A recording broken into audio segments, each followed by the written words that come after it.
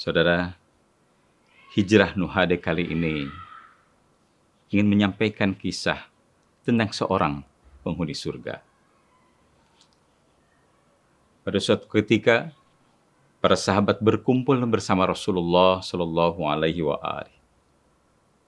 Tiba-tiba Rasulullah Shallallahu Alaihi Wasallam berkata, sebentar lagi akan muncul di depan kalian seorang penghuni surga.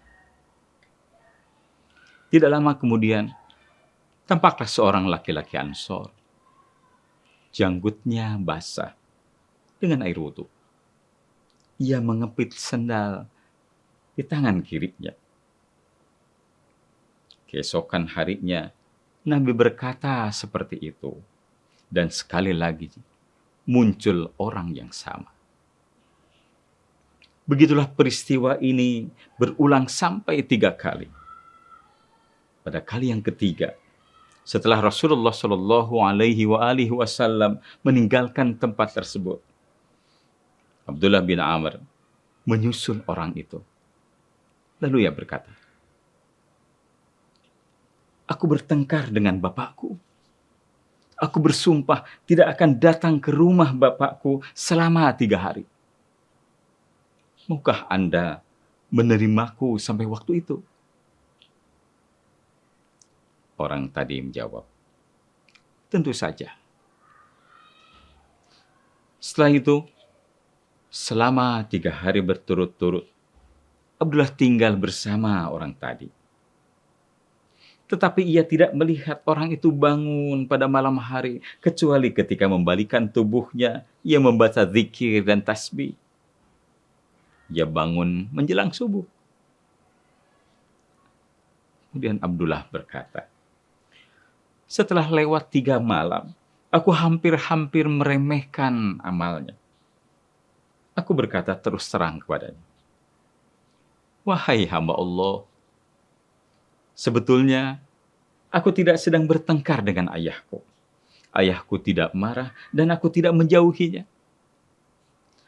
Tetapi aku mendengar Rasulullah Shallallahu Alaihi Wasallam berkata, bahkan 3 kali beliau mengatakan akan muncul seorang penghuni surga. Sesudah itu 3 kali juga Anda muncul. Aku ingin mengetahui amal Anda. Mudah-mudahan aku dapat menirunya. Demikian kata Abdullah. Tapi selama 3 hari ini, aku melihat Anda tidak melakukan amal-amal yang luar biasa. Jadi, sebetulnya amal apa yang Anda lakukan sehingga Anda sampai kepada apa yang dikatakan oleh Rasulullah Shallallahu Alaihi Wasallam? Orang itu berkata, aku tidak lebih dari apa yang telah Anda lihat. Kemudian Abdullah membelakangi untuk pergi dari tempat itu. Tapi ia memanggilnya dan berkata, aku memang tidak melakukan lebih dari apa yang sudah Anda lihat.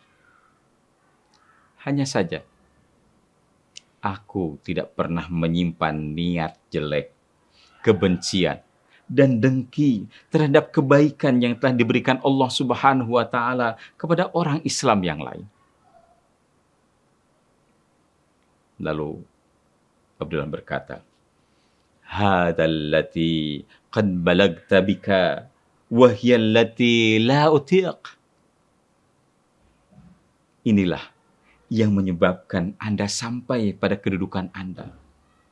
Tetapi itu pun tidak mampu aku lakukan. Hayatus Sahabah, jilid 2, halaman 530, 532. Wa ma taufiqi illa billah, alaihi tawakkaltu wa ilaihi unib. Wassalamualaikum warahmatullahi wabarakatuh.